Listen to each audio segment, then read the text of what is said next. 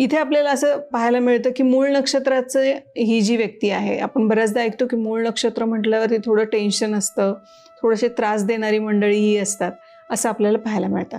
तर स्वभावाने हट्टी असलेली ही जी व्यक्ती आहे, बुध आणि शुक्र लक्ष्मीनारायण योग हा पत्रिकेमध्ये धनस्थानात बसलेला आहे.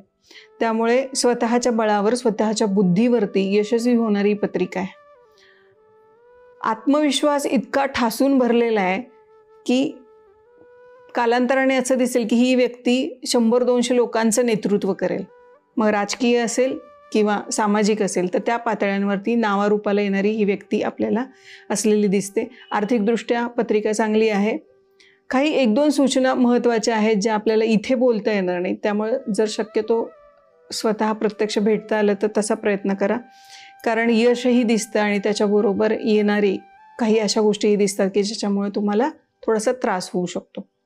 काही विशिष्ट सूचना या पत्रिकेच्या आहेत, त्याच्यामध्ये सूर्यनमस्कार ही सूचना सगळ्यात प्राथमिक दर्जाची आहे.